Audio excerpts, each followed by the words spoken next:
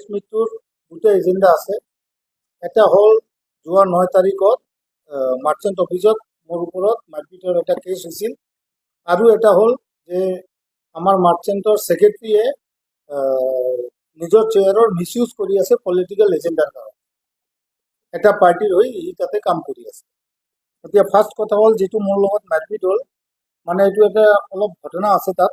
যে মই 9 তাৰিখত পুৱাত ছেক্ৰেটাৰীক খবৰ কৰিছিলোঁ দুটা ডিছকাশ্যনৰ কাৰণে। এটা আছিল আমাৰ যোৱাকালি যিটো মন্দিৰৰ প্ৰাণ প্ৰতিষ্ঠা হ'ল, শিৱ মন্দিৰ আমি মাৰ্চেণ্টত কৰিলোঁ, আৰু এটা আছিল বাজি হোটেলৰ এটা কেছ আছে, মোৰো আছে, প্লাছ 3টা আৰু দোকানদাৰৰ কেছ আছে যে সি মাল লৈ পইচা দিয়া নাই। সেইটোৰ কাৰণে মই মাতিছিলোঁ। আবেলি 8:15 মানত আমি তাত বহিছিলোঁ।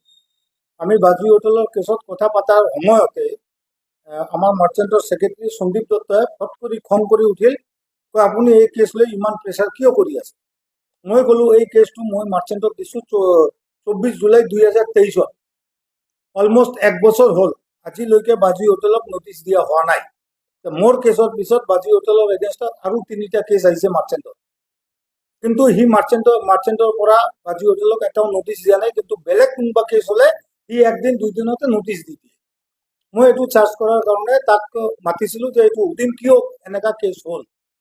সি মোৰ ওপৰত খং কৰি মোৰ মাৰিব বিচাৰিছিল, কিন্তু এই সময়ত মনোজ প্ৰতিম শ্বাহে মোক বাচালে। এই সময়ত আমাৰ ট্ৰেজাৰাৰ। তাৰপিছত হঠাৎ 10টা মানত কি বোলে এটা ল'ৰা আৰু আহিল, মানস গুহ বুলি।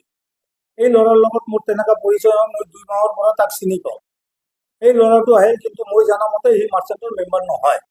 এতিয়া তাক কোনে তাতে মাতিল মই নাজানো। সি অহাৰ পিছত সন্দীপ দত্তই মোৰ লগত আকৌ এই বাজি হোটেলৰ কেছটো লৈ তৰ্কাতৰ্কি কৰিলে।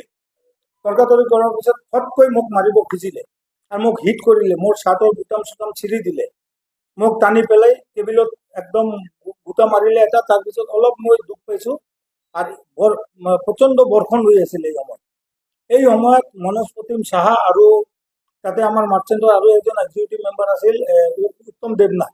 এই দুজনে তেওঁতক যেনে তেনে ৰুকি মোক পলাব দিছে তাৰ পৰা। মই এই বৰ্ষণত ভিজি যেতিয়া ওলাই আহিছোঁ, বাহিৰত আহি চাওঁ মোৰ এই ওপৰত 3টা বটম ছিঁড়ি গৈছিল। মই গাড়ীত বহাৰ পিছত চালোঁ। তাৰপিছত মই ঘৰত আহি মই ছোৱালীক ক'লোঁ এই ফটোটো তুলি লওঁ। মোৰ ছোৱালী এই ফটোটো তুলি মোৰ পুৰা ভিজা অৱস্থাত মোক ফটোটো তুলিলে। তাৰপিছত এই মেছেজটো মই তাক দিলোঁ। কিন্তু এই কেছৰ আগত আৰু এটা ইয়াত ঘটনা আছে। এই বাজি হোটেল কেছটো লৈ আমি 1 বছৰত কমপক্ষে 50 বাৰ তাক মানে মুখত আৰু 2 বাৰ আমি ৰিটাৰ্ণত কৰিছিলোঁ আকৌ।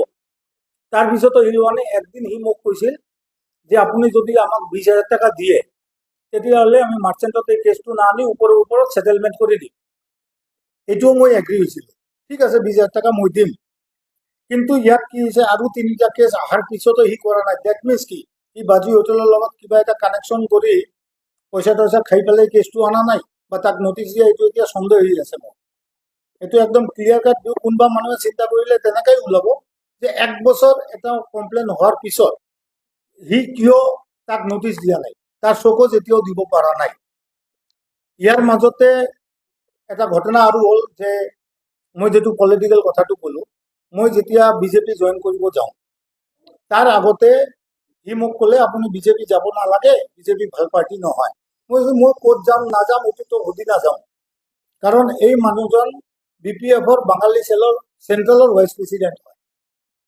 সি মোক কৈছে BPFটো এৰিব নালাগে। মই BPF থাকিম না নাথাকিম, বা মই বিজেপিত যাম না নাযাম, এইটো মোৰ ডিচিজন। সি মোক প্ৰেছাৰ কৰিব নোৱাৰে। তাৰ এই মানে সি তাত বহি BPFৰ এজেণ্ডাবিলাক তাত চলাই আছে, পলিটিকেল এজেণ্ডা। এইটো বহুতবাৰ আমি প্ৰুভ পাইছোঁ। যোৱা ইলেকশ্যন, যিটো MP ইলেকশ্যন হওক, তাতেও সি আমাক কৈছিল BPF হৈ কাম কৰিব লাগে। মই ক'লোঁ এইটো আমাৰ নন পলিটিকেল অৰ্গেনাইজেশ্যন, আমি পলিটিকেল কোনো ইছ্যু ইয়াত ডিছকাছ নকৰোঁ। কিন্তু সি যেতিয়াই বহে তেতিয়াই পলিটিকেল ইছ্যুবিলাক আনি লয়। তাতে গালি পাৰি থাকে, সব পাৰ্টিতে গালি পাৰি। এটা BPF পাৰ্টিয়ে ভাল থাকে, কংগ্ৰেছো বেয়া, বিজেপিও বেয়া, UPPLও বেয়া। ডেট মিনছ কংগ্ৰেছ আৰু বিজেপিকে BPF পাৰ্টিটো ডাঙৰ হৈ গ'ল, এইটো কেতিয়াও হ'ব নোৱাৰে।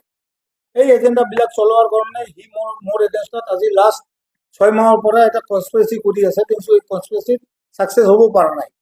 কিন্তু এইদিনা ৰাতি যেতিয়া মই এইটো চাৰ্জ কৰিলোঁ, চাৰ্জ কৰাৰ কাৰণে সি মোৰ ওপৰত হাত উঠালে। এই হাত উঠাওটো মই সহ্য নকৰোঁ। মই পৰহি ৰাতি প্ৰেচিডেণ্টৰ লগত লগ ধৰিলোঁ, আমাৰ ৰাজীৱ ব্ৰহ্মৰ লগত। প্ৰেচিডেণ্টক মই চব ডিটেইলছ দিলোঁ। প্ৰেচিডেণ্ট মোক এচুৰেঞ্চ দিছে এইটো এটা একশ্যন হ'ব বুলি মোক এচুৰ কৰিছে।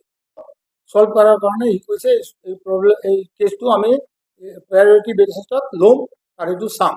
আৰু মাৰ্চেণ্টৰ ছেক্ৰেটাৰী এগেইনষ্টত মোৰ এটা প্ৰেচিডেণ্টক মই ডিমাণ্ড কৰিছোঁ, তাক ইমিডিয়েট ইফেক্টৰ পৰা মাৰ্চেণ্টৰ পৰা চাইড কৰি দিব লাগে। কাৰণ এই মানুহ যদি তাত থাকে আৰু সি বাহিৰৰ পৰা মানুহ আনি গুণ্ডাগৰ্দি কৰিব, এইটো নচলিব। এই মানুহঘৰ কোন? এই মানুহঘৰ পৰিচয় কি আছে? এই মানুহঘৰ মাৰ্চেণ্টৰ মেম্বাৰ নহয়। সি সন্দীপৰ ওচৰত আহি মোৰ ওপৰত যিটো মাৰপিট কৰিলে, সিহঁতৰ কণ্ডিশ্যন এনেকুৱা আছিল। আপুনি মনোজ প্ৰতিম শ্বাহ আৰু উত্তম শ্বাহক মই বাৰ বাৰ ধন্যবাদ কৰি আছোঁ, তাৰ কাৰণে মই বাচি ওলাব পাৰিছোঁ। কিন্তু সিহঁতে যেনেকুৱা কৰি আছিল মোৰ লগত, মানে মোক ফাৰি পেলাব, এনেকুৱা উগ্ৰ হৈ গৈছিল। গুণ্ডা নিচিনা, ৰাস্তাৰ গুণ্ডা নিচিনা দুইজনে, সন্দীপ দত্ত আৰু মানস গুহ। এতিয়া মানস গুহ ক'ত কি কাম কৰে মই এইটো এতিয়া ক'ব বিচৰা নাই। দুইজনে, এই দুইজন মানুহ যি সংগঠনত থাকিব, এই সংগঠনৰ বৰবাদী একদম 100% হ'ব। কাৰণ দুইজনৰ বিহেভিয়াৰ মানুহৰ প্ৰতি ভাল নহয়। আৰু মাৰ্চেণ্টক বচাবৰ কাৰণে মই আজি এই প্ৰেছ মিটটো কৰিছোঁ। মাৰ্চেণ্টত যদি এনেকুৱা মানুহ থাকে, মাৰ্চেণ্টৰ ওপৰত কোন মানুহে বিশ্বাস কৰিব বা কোন মানুহে নিজৰ প্ৰব্লেম লৈ মাৰ্চেণ্টৰ ওচৰত যাব? তাত যাবৰ কাৰণে কিবা এটা চ'ৰ্চ লাগে।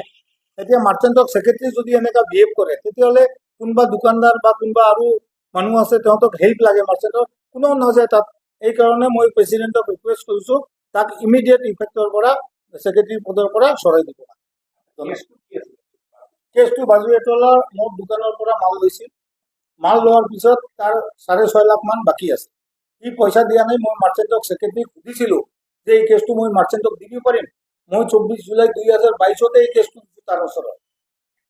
তাৰ সুধিয়ে দিছোঁ যে মই দিব পাৰিম না নাই। তাৰপিছত আৰু 3টা ছেম কেছ আহিছে। বাজুৱেটলাৰ অভ্যাস, মানুহৰ পৰা মাল লৈ পইচা নিদিয়ে। এই অভ্যাসটো আজিৰ নহয়, বহুত পুৰণি মই শুনিছোঁ। কিন্তু মই দিছোঁ, ঠিক আছে, মানুহজন উন্নতি কৰিব পাৰে। আৰু মই এই দুজন মানুহ যিটো মোক মাৰপিট কৰিলে, সিহঁতৰ এগেইনষ্টত মই পুলিচ কেছ এইকাৰণে কৰা নাই, মই কাৰো ভৱিষ্য বা কাৰো কেৰেক্টাৰ বেয়া বা কাৰো ক্ষতি হওক, এই কথাটো মই বিচৰা নাই। আৰু এটা কথা, এই কেছৰ ভিতৰত মাৰ্চেণ্টৰ প্ৰেচিডেণ্ট বা মাৰ্চেণ্টৰ কোনো মেম্বাৰ ইনভলভ নহয়। মাৰ্চেণ্টো ইয়াত ইনভলভ নহয়। এইটো টোটালি সি পাৰ্চনেল লেভেলত ডিচিশ্যন দি আছে। ইয়াত মাৰ্চেণ্টক মই ব্লেম কৰা নাই। মাৰ্চেণ্ট ক'তো ইনভলভ নহয়। মাৰ্চেণ্টৰ কোনো মানুহে ইনভলভ নহয়। আমাৰ ছেক্ৰেটাৰী প্ৰেচিডেণ্টে মোক কৈছে, মই প্ৰেচিডেণ্টক কৈছোঁ, ইয়াত মাৰ্চেণ্টৰ কোনো দোষ নাই। এজন মানুহে ইয়াত BPF এজেণ্ডা চলাবৰ কাৰণে তাত বহি আছে।